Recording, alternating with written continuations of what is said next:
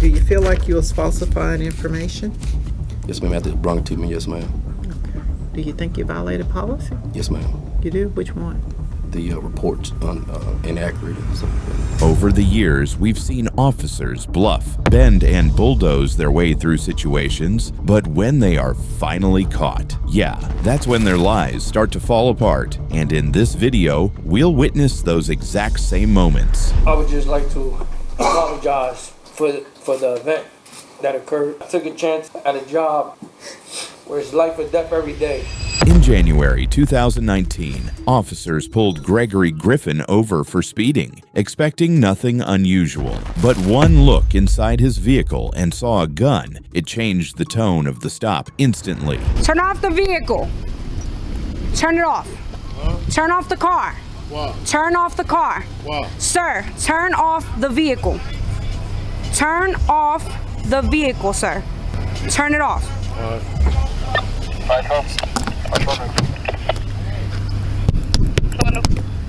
Turn off the car and roll down the window. Open the door. Get me that other unit. Open the window. Open the door. What's up? I got a 646. Let me see your hands. Let me see your hands. Hands. Hands on the wheel.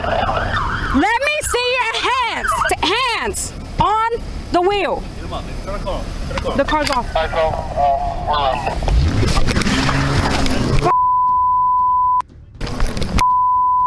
When officers ordered Griffin to turn off the car, he refused. Instead, he suddenly sped off, triggering a high-speed chase that forced Officer Cresbow to rush in as backup.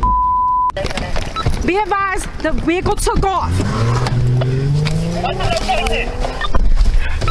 Thomas in Pennsylvania. 2017, Chrysler 300, color black, Zulu 21, hotel. Get it.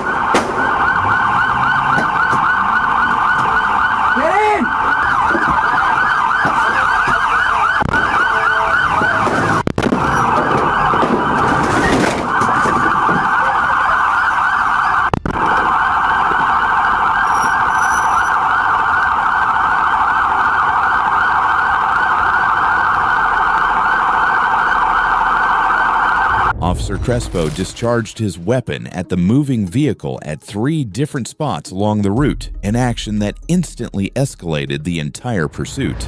It should be under his leg. Does anybody fires a weapon here? No, here, not here. Delta 91, go.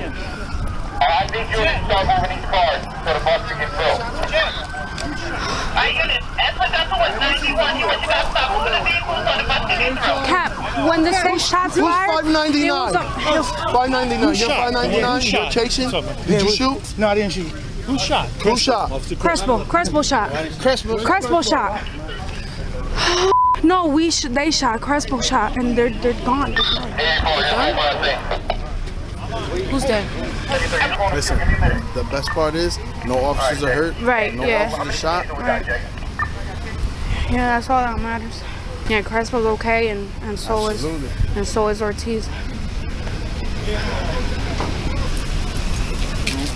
Pennsylvania and Thomas is where I pulled them over. No. Was that a motor vehicle stop or was that a foot chase? No, motor vehicle stop. I pulled them over. Okay. Who you with? By myself. Delta 91, Delta 91, 503 or 103. Everything came to a sudden and deadly stop when Cresbow's shots struck Griffin and injured passenger Andre Dixon. What happened? The car's going down Pennsylvania. It was going way too fast, so you pulled it over as a 521? Pulled it over as a traffic stop. Okay. Just as a traffic stop, just because he was going too fast. Okay. I got behind him on Pennsylvania and Thomas at the red light. I was waiting for the light to turn green. I thought he was going to pull over right on Pennsylvania. He kept going down Thomas, right on that little curb on Thomas. Pulled over right in front of the church. I got out, told him to turn off the car. He keeps telling me, why do I need to turn off the car? So I'm like, turn off the car, turn off the car. Rolls up his window on me. So I start knocking on the window. He rolls the window down again. I see him fumbling with to change the gears, so I thought he's gonna drive off. And when I see him fumbling with the gears, the gun's tucked under his leg. So I see the handle. So I go over 646. I got a man with a gun. The Delta unit puts up Moss and his partner. So I tell him he's got a gun. So they're like, Val, get him out. I go to open the door. The door doesn't open. So I go in to open it from the inside. And he takes off. Okay. You all right? Yeah. Who picked up on the car first? The 599 unit, or you pursued him first? No, the Delta unit took off for it first. And then I saw them going all the way up Bergen. I was like far, far, far behind. Okay. Then I heard Bergen and Peshine, Clinton and Peshine. And I saw people start running off of Bergen. So I turned and nothing. And then they said something on Bergen Avenue. They were going on Bergen Avenue. So I kept going. I heard said shots fired by police. And then I see all the units are still following the car, going into the first. Then they turned where the Applebee's was on Springfield. And then we came back around onto ITB and we ended up here. Cresbow was later accused of turning that chase into a deadly encounter by killing one man and injuring another. In court, Cresbow and his mother took the stand. My doctor Giovanni had made a promise to his mom that Giovanni was going to be the best that he could be. And she wanted me to raise him the right way, and I did my best. I would just like to apologize for the event that occurred,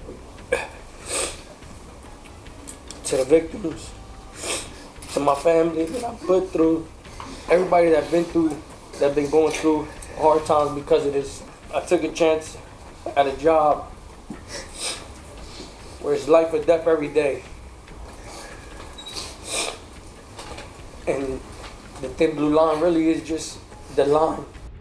A jury found him guilty of aggravated manslaughter, aggravated assault, weapons charges, and official misconduct. He was sentenced for 27 years in prison. This next cop took things to a whole different level and exposed the dirtiest, darkest secrets of the department while being investigated just to save himself. We don't even get evaluated well if we have a bunch of warnings and a less amount of tickets. Arkansas State Trooper Legarian Cross never expected the spotlight to turn on him, but the moment he pulled over the wrong citizen, everything started to unravel. What followed next led to a serious inquiry in his own department. You know why you're here? Yes, ma'am. Why are you here? I was advised by Captain Davis that I was here in reference to warnings and reports. Warnings and reports? Well, warnings, yes, ma'am. Okay. All right. And that's what we'll be discussing today. So what I want you to do is just kind of explain to me as far as what's been going on with you and writing certain warnings and how many, and just kind of let us know. Printer. I went to a roller style. When we first had those roller paper, it was kind of at the troop headquarters. It was we were kind of short on paper. So I was speaking to another trooper, and he advised me, man, a lot of times I don't give out paper to people for warning. I just give them paper for citations. So at that time, I took that method up as well, started doing that. And at the same time, when I took that method up, I became lazy and stuff like that, and not explaining to people that I have given them a warning for failure to sign a registration card or provide me their registration card. So I began, I would go back and write a citation for the speeding violation, and I click on failure to display registration card, and without giving them a proof of it and without explaining to them that I gave them a warning. Whenever I conduct a traffic stop, I'd be in the spell or whatever, I want to ask them for their registration card, and I just go back, if they didn't hand it to me or whatever, I just go back and issue a warning, give them a citation for speeding, and I would never explain to them that I gave you a warning for failure to display your registration card or unsafe vehicle and stuff like that. I just explained to them the citation and went on by my day. So what was the reason for doing that? I don't really have a reason.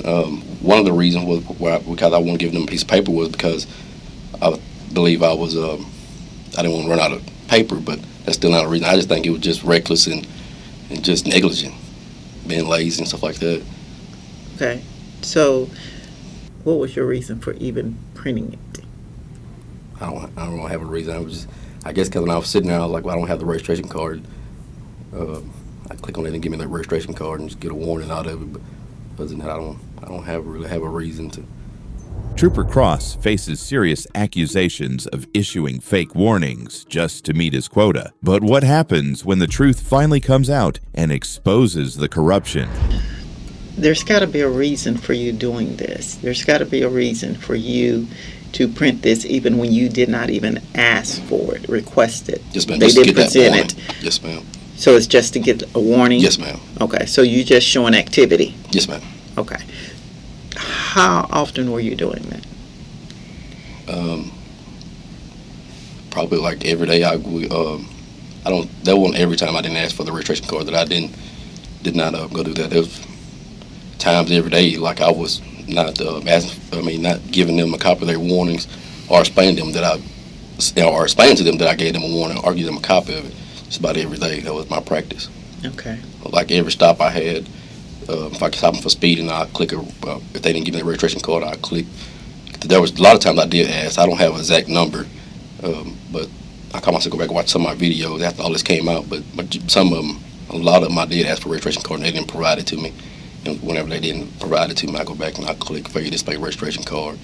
And but like I said, my mistake, I didn't explain to them that I gave them a warning for that, and also I didn't provide them a copy of that.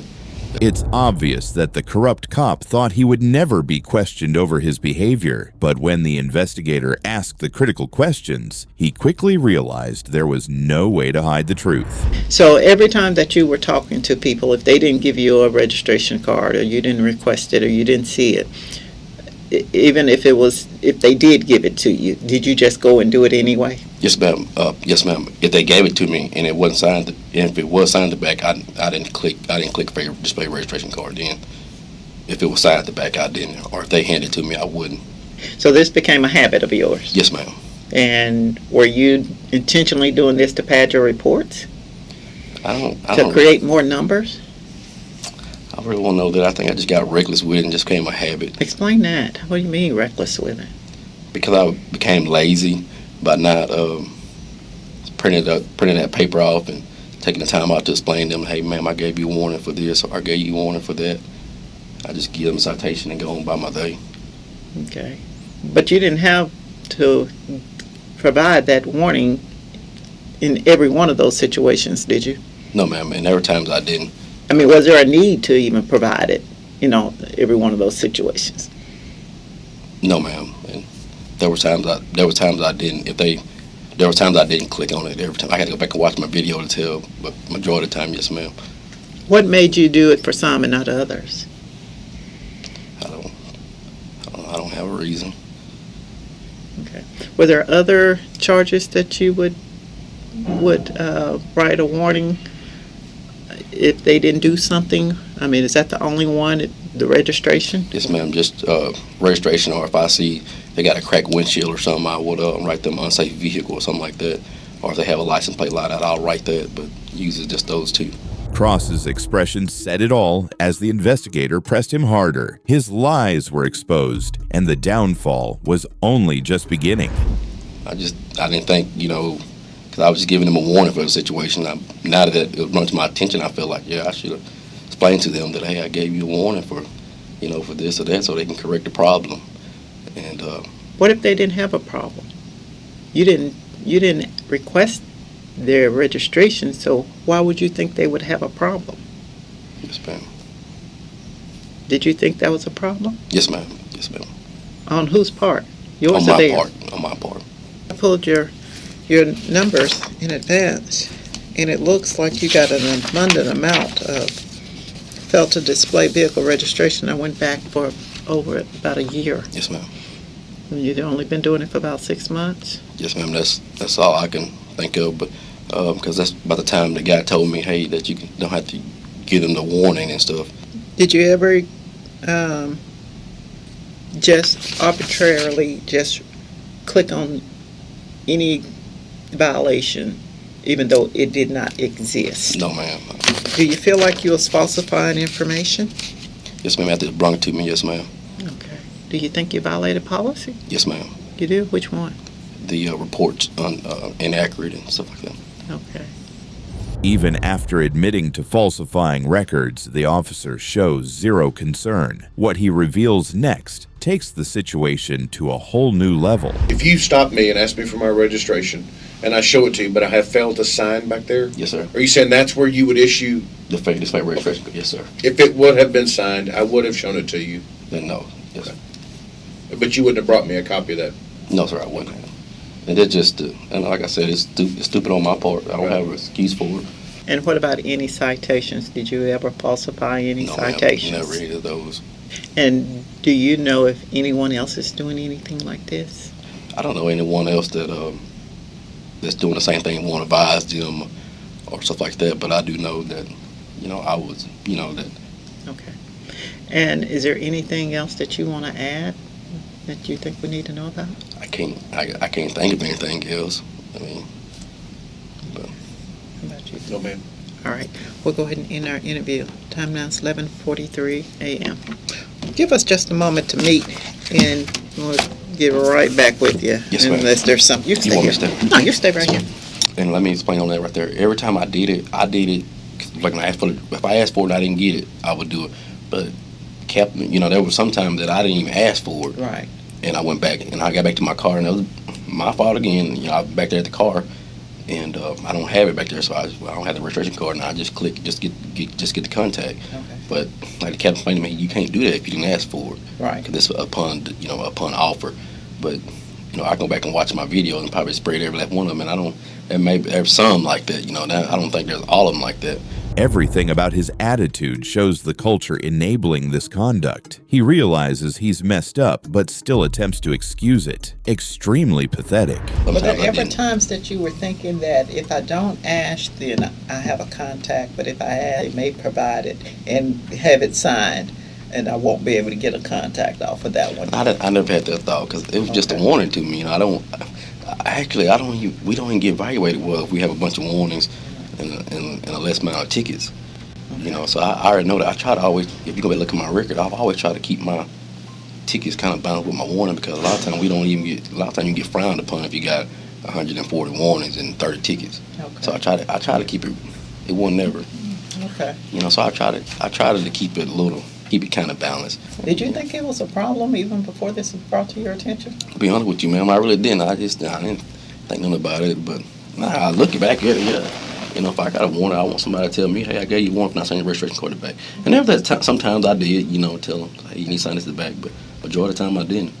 And if I got that warning, I want somebody to tell me that, hey, man, sign the back of this, or you got a license plate lot at the back. Make sure you put a bub back there. In a desperate attempt to shield himself, Trooper Cross started exposing the deeper problems within his own department. What he admits afterward changes everything. Are your numbers higher than most people? No, ma'am, they're not. Drunks are. Yeah. But I think last month, even with this investigation started, I had a 1.1 average. I had 29 speeding tickets and 5 other arrests. So I had 35 arrests and only 120 warnings. So I know that won't give me a good rating. I know that. So I don't. So what would be a good month for you? A good month for me. I've been going through something here lately. I usually write 80 hard, and I turn around and maybe write another 150 warnings. Okay. So I end up that's 230 or something like that. I end up with like a 1.4. I used to run about a 1.4, 1.5 every month. Okay. And I guess it's always been that 1.0 average in my head. I was always told you gotta get 8 a day, Right. And just like that, the trooper openly admitted that he was part of the corruption, and the fallout was swift. He was found guilty of issuing false warning tickets, hit with a 10-day suspension, and was blocked from promotion for an entire year. Well, that brings us to the end of this video. Today we saw officers being completely owned in the courtroom, facing consequences for actions they likely thought would go unchecked. Officers must be held accountable for their mistakes, and the justice system works when citizens know their rights and stand their ground. If you agree with me, please consider showing your support by liking this video, and also make sure to subscribe to stay informed about future cases like these.